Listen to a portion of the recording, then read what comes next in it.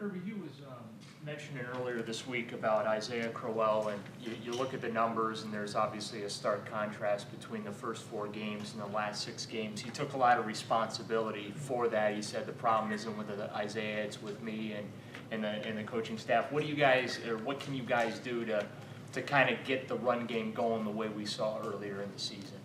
Well, it's about opportunities, and to have that kind of the success that you want and the efficiency that you want, you have to have opportunities. And with that saying is that you have to convert third downs to get more opportunities to do what you want, which is control the line of scrimmage and run the football more and efficiently.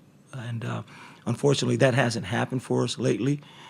We're all not happy about it, and Crow deserves to be frustrated. But we're all working hard to fix it, and hopefully those results will start showing on Sunday. When you talk to Crow, how's his attitude? I mean, I know he wants the ball more and he wants to have more success, but how is he like on a daily basis in meetings and in practice? He's been great. He understands the big picture, and that is we're trying to build something special here, and that it takes time when you're building something. And our goal, which has been from day one, and it won't change, is to become a complete running back in all areas. And that's something that he's really taken a hold to, and he's worked extremely hard from the off-season, OTAs, mini camp, training camp, and each day at practice to become a complete running back and someone that you can depend on and count on each and every Sunday at 1 o'clock, that he's going to go out and give you a real good showing.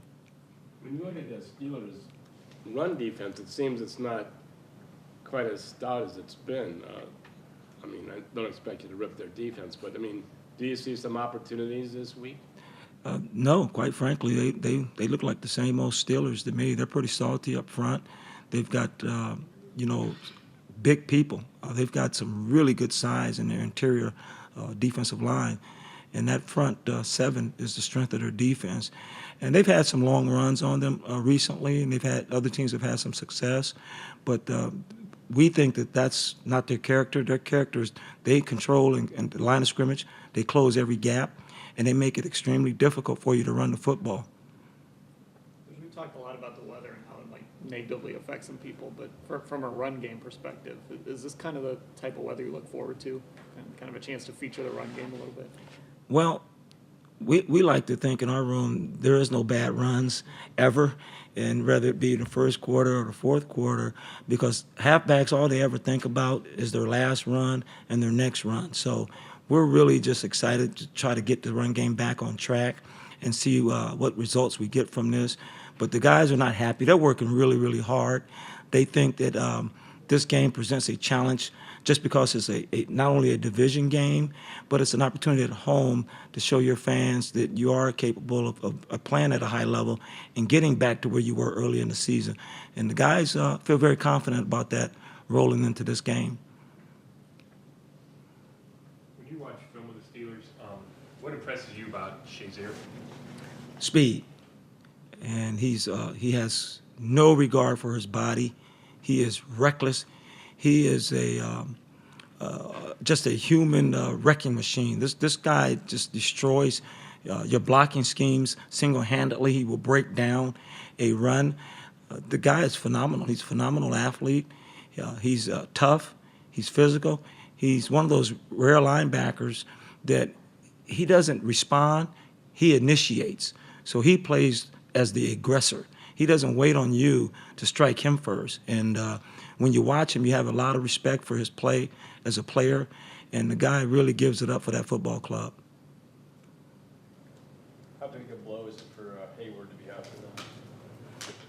That's got to hurt them, because anytime you lose a starter of his quality and his ability, the backup's going to be good, but he's not going to be as good, or he would be a starter. So it's unfortunate for him personally and professionally, but from our point of view, we're excited about going against his backup. The changes that have been made to the offensive line, albeit a lot of it's been because of injuries, what effect has that had on the ability to run the ball? And Hugh said earlier this week he's looking to really settle in up front You know, is that where you're looking at, one of the primary reasons why things haven't been going so well on the ground? I think all those things factor in to the success or lack of success when you have change up front.